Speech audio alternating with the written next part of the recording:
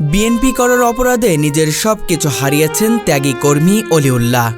হারিয়েছেন ব্যবসা, ঘরবাড়ি, স্বাভাবিক জীবন, এমনকি নিজের পরিবারকেও।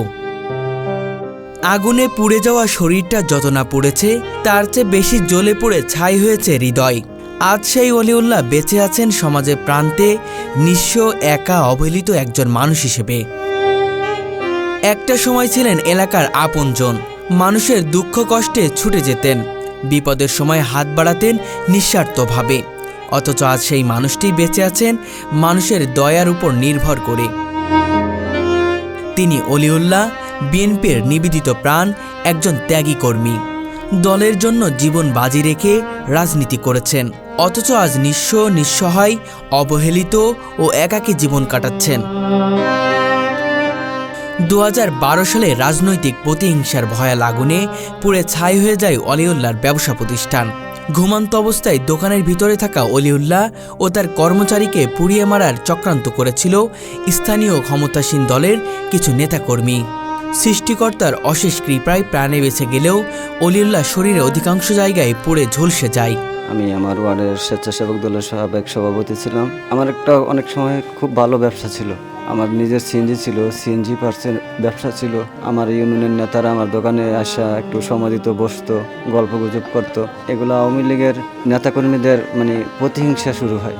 তারপরে 2013 সালে সবেরাত রাত্র ছিল, আমি নামাজ পড়ে ঘুমাই। রাত 2টা আনুমানিক হবে। আমি একটু ঘুমিয়ে যাই, চোখ লাগিয়ে যায়। তারপরে দেখি আমার দোকানে আগুন। পরে আমার কর্মচারীও দোকানে ঘুমন্ত অবস্থা ছিল। আমরা দুজন বাহির হওয়ার চেষ্টা করি, আপ্রাণ চেষ্টা করি পানি বাঁচার জন্য। দেখি বাইরের দরজা খোলে না। পরবর্তীতে জানতে পারি বাইরের দরজা তালা দিয়ে আমার দোকানে আগুন লাগানো হয়েছিল। তো পরে স্থানীয় লোকজন, এই টিনের বেড়া ছিল, বেড়া কেটে আমাদের উদ্ধার করে আমাদের উপজেলা কমপ্লেক্সে, স্বাস্থ্য কমপ্লেক্সে নিয়ে যায়। ওখানেও আমার প্রাথমিক চিকিৎসাটাও তেমন হয় নাই। আমি একজন বিএনপি কর্মী বলে। জীবনযুদ্ধে পরাজিত না হলেও ভাগ্যের নির্মমতায় একে একে সবকিছু হারাতে থাকেন সে। চিকিৎসার খরচ জোগাতে নিজের ভিটেবাড়ি পর্যন্ত বিক্রি করতে হয় তাকে। বাইরা বলে, তোমার চিকিৎসা করছি জমি বিক্রি করে, তোমার ভাগের যাটুকু পাইতা তা দিয়ে চিকিৎসা করছি, তুমি এখন আর কইয়া থাকবা। বাড়ি তো যাইতে পারি না, বাচ্চাদেরও দেখা পাই না। 15-20 লাখ টাকার মাল ছিল, চলে গেছে। জি, এই দলের জন্য আমি সব অনেক ত্যাগ দিছি, কিন্তু তার মূল্যায়ন হয় নাই। আমি জিডি করতে গেছি, আমার জিডি রাখছে। পরবর্তীতে দেখে আমার জিডির কোনো অস্তিত্বই নেই। আমি আবার পুনরায় ব্যবসাটা শুরু করি, কিন্তু ব্যবসাটা শুরু করে আমি থাকতে পারি নাই। প্রাণের ভয়ে ধার দেনা, হুমকি ধমকি, ধার দেনায় এক সময় পায়ে হেঁটে এসে ঠাঁই নেন নারায়ণগঞ্জে। তারপরে আমি নারায়ণগঞ্জে আসে কোনো কর্মই পাই না। তারপরে আমি ভ্যানে করে লেবুর শরবত বিক্রি করি। তো একটা পর্যায়ে দেখা গেছে আমি আবার কাঁচামালের ব্যবসা শুরু করি। সেখানে স্বাভাবিক জীবনে ফেরার চেষ্টা করলেও সেখানেও থেমে থাকেননি নির্যাতন। কিছুদিনের মধ্যেই অজ্ঞাত পরিচয়ে তুলে নিয়ে যাওয়া হয় তাকে। 3 দিন ধরে চলে বর্বর শারীরিক নির্যাতন ও অর্থের দাবির ভয়াবহ চাপ। স্থানীয় এলাকার ছোট ভাইরা অনেকে কর্মের সন্ধানে আসে, আমার একটা কাজ দিয়ে। আমার দোকানও 2-3 জন ছিল। এলাকার থেকে কেউ ডাকা আসলে আমার সাথে দেখা করতো। তো একটা সময় সবাই জানতে পারে যে আমি এখানে থাকি। তো একদিন রাত 10টার সময় আমার বাসা থেকে উঠে নিয়ে যায়। কে বা কারা নিয়ে যায় জানি না, 4-5 জন ছিল। ওরা আমার সিএনজি করে একটা জায়গায় নিয়ে যায়। পরবর্তীতে মাইক্রোতে করে আমার কোথায় নিয়ে যায় জানি না। আমার একটা রুমে 2-3 দিন রাখছিল। পরবর্তীতে ওরা অনেক নির্যাতন করছে, কিছু টাকা পয়সা টিয়া করার জন্য। পরে অনেক হুমকি দমকি। একসময় মুক্তি পেলেও ততদিন অলিউল্লাহর শরীর মন ভেঙে পড়ে। এই বর্বরতার ধাক্কা সামলাতে না পেরে মানসিক ভারসাম্য হারিয়ে ফেলেন তিনি। দিনের পর দিন, মাসের পর মাস বাংলাদেশের পথে পথে ঘুরেছেন উন্মাদের মতো। কখনো রাজশাহী, কখনো খুলনা, কখনো বা চট্টগ্রাম। দীর্ঘদিন নাইট ডিউটি করি আর বিভিন্ন চিন্তা করি, এগুলোর থেকে আমার মানসিক সমস্যা হয়ে যায়। তারপরে ওখান থেকে আমি আস্তে আস্তে একটা সময় পাগল হয়ে যাই, হারিয়ে যাই। আমার খুঁজে আর পাওয়া যায় নাই। হারানি ছিলাম, নিখোঁজ ছিলাম 6 মাস। পরবর্তীতে আমার ওয়াইফ খবর পায়, উনি আসে আমার ঢাকা মেডিকেলে 2বার, ঢাকা মানসিক হাসপাতালে 2বার আমার দেখায়। কিন্তু আমার হামলার কারণে আর অর্থনৈতিক কারণে আমার ভর্তি দেয় নাই। তাছাড়া আমার 2টা বাচ্চা ছিল, ও বাচ্চার কাছে থাকবে না আমার কাছে থাকবে। আমারও হাসপাতালে থাকার মতো কেউ ছিল না। জীবন তার কাছে তখন এক বোঝা। শেষে গাজীপুরে এসে কিছুটা ভালোবাসা ও সহানুভূতির ছোঁয়ায় ধীরে ধীরে সুস্থ হয়ে ওঠেন তিনি। কিন্তু আজও তার নেই কোনো ঘর, নেই কোনো ব্যবসা, নেই স্থায়ী ঠিকানা। সবচেয়ে হৃদয় বিদারক বিষয়, তার স্ত্রীও তাকে ছেড়ে চলে গেছেন। যদি আনুষ্ঠানিক ডিভোর্স হয়নি, তবে দীর্ঘদিন ধরে তাদের মধ্যে কোনো যোগাযোগ নেই। আমার ওয়াইফ 2বার চিকিৎসা করার পরে একটা সময় আর আমার ওয়াইফ আমার খোঁজখবর নেয় না। ছোট্ট 2 মেয়েকে রেখে গিয়েছিলেন। তার আজ পূর্ণবয়স্ক। মেয়েদের সঙ্গে কথা হলেই কান্নায় ভেঙে পড়েন অলিউল্লাহ। কারণ তিনি জানেন চাইলেও তাদের সঙ্গে একসাথে থাকা সম্ভব নয়।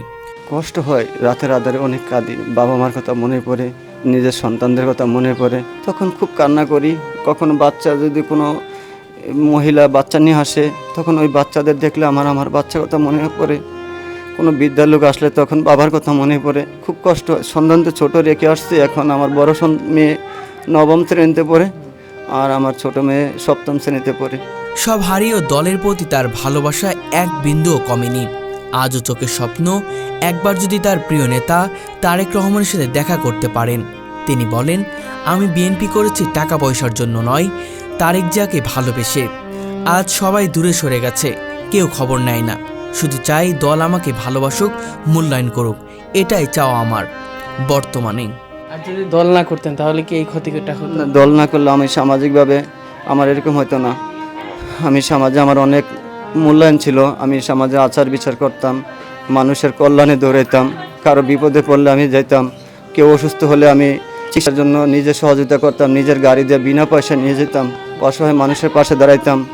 দলের প্রত্যেকটা প্রোগ্রামেই সক্রিয় ছিলাম। কোনো প্রোগ্রাম হলে এখনও যাই, কিন্তু দলের এত ত্যাগ দেওয়ার পরে দলের কাছে তেমন মূল্যায়ন হয় নাই।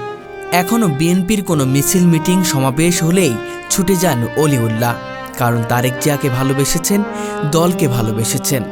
এই ভাইয়া যখন আসছে না, তখন উনি কিন্তু রাস্তায় দোকানদারি করছে, এমন ওনার পরিস্থিতি ছিল। আমাদের সাথে আছে অনেক ভালো লোক। এই আওয়ামী লীগের অত্যাচার উনি বাড়িতে থাকতে পারেনি, ঠিক আছে। বিগত প্রায় 8 বছর ধরে আমরা ওনারা এখানে দেখতেছি আমাদের এলাকায়। আমিও আমাদের 16 নং ওয়ার্ডের শ্রমিক দলের সাংগঠনিক সম্পাদক, ঠিক আছে। আমাদের সাথে অনেক প্রোগ্রাম করে উনি। বিএনপির যখন যায় ডাক দেয় তার সাথেই যায়।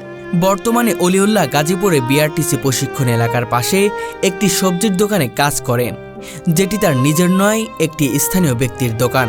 সেই দোকানে এখন তার সবকিছু। দিনের বেলায় কাজ আর রাত হলে সেখানেই ঘুম। খাওয়া দাওয়া দোকানের এক কোণে কোনোভাবেই সেরে নেন। মাথার উপর নেই কোনো ছাদের নিশ্চয়তা, পায়ের নিচে নেই কোনো নিজের ভূমি। তবুও এখান থেকে যা সামান্য আয় হয় তা দিয়েই কোনোভাবে জীবন টিকিয়ে রেখেছেন অলিউল্লাহ। এটা আমি তো এখন আমি নিঃস্ব। এখানকার এই যে বাড়ির মালিক, উনি ওনার ব্যবসাতে আমি থাকি, উনি কিছু টাকা দেয়, তা দিয়ে আমি আমার চিকিৎসাটা চালাতে পারি। এখন আমার সন্তানদেরও খবর নিতে পারি না, বাবা মারও হক আদায় করতে পারি না। বাবা মা অসুস্থ, তাদের কাছেও এখানেই থাকি। আমি তো বছর পার করছি কাঁচা তরকারি খেয়ে, কারণ আমার কাছে টাকা ছিল না। এখন গত 17 তারিখ থেকে আমি পাক করি। এখন আমি পাক করে আজকে কয়েকদিন ধরে পাক জানি না, তারপরে পাক করে খাই। মানুষের করুণার ভরসায় বেঁচে থাকলেও বুকের ভিতরে জমে আছে শত আক্ষেপ, যন্ত্রণার নিঃশ্বাস আর নিঃশব্দ কান্না। নিজের জন্মভূমি কুমিল্লার দেবিদ্বারে 2012 সালের ঘটনার পর আর ফিরতে পারেননি। অলিউল্লাহ বলেন, সেদিনই দেবিদ্বারে ফিরে যাব যেদিন তারেক রহমানের সাথে দেখা করতে পারবো। আমি দলের থেকে সহযোগিতা চাই না। আমি চাই আমার এমপি আমার তার এক ত্যাগের মূল্যায়ন করুক। আমি চাই যতক্ষণ পর্যন্ত তারেক জিয়ার সাথে আমার সাক্ষাৎ না হবে, উনি আমার বুকে জড়ায় না নেবে, আমি বাড়ি যাব না। ওনার সাথে দেখা করার খুব ইচ্ছা না। আমার দুঃখগুলো ওনারে বলি যে আমি ওনার একজন কর্মী, উনি আমার এইটুকু সান্ত্বনাই চাই ওনার কাছে। উনি দেশে আসলে ওনার সাথে দেখা করতে চাই, খুবই আমার আর চাওয়া পাওয়ার কিছু নেই। একজন মানুষ দলের জন্য কতটা ত্যাগ করতে পারেন তা অলিউল্লাহকে না দেখলে হয়তো বুঝতেই পারতাম না। নিঃস্বার্থ ভালোবাসা, অসীম ত্যাগ আর অপার নিঃসঙ্গতা নিয়ে বেঁচে থাকা এই মানুষটি আজও আক্ষেপ করছেন। দল যেন তাকে একটিবারের জন্য মনে রাখে। আমি একজন ছাত্র দলের কর্মী। আমাদের সাথে উনি অনেক প্রোগ্রাম করতো। অনেক সময় বললেই তিনি খুশিতে আগ্রহতে চলে যায়, প্রোগ্রাম করে। বিষয় উনি খুব দেশের থেকে বলে অত্যাচার করছে, বললো যে আওয়ামী লীগের লোকজন অত্যাচার করছে, এই জন্য উনি অত্যাচারে থাকতে পারে নাই। হ্যাঁ, এই জন্য সেই দুঃখে বা দেশ থেকে পলায় আইসা এখানে আশ্রয় নিছে। বাবার সাথে আবার দেখা হয়েছিল আমার 2021 সাল অবধি। আমার 2000 টাকা দেয়, আমি অভিমান করে বাবার টাকাটা আনি নাই, আমি 100 টাকা আনছি স্মৃতি হিসাবে বাবা রাখি। এখনও বাবার এই টাকাটা আমি বুকে জড়ে ঘুমাই, কিন্তু বাবার সাথেও কথা হয় না, ভাইদের সাথে কথা না।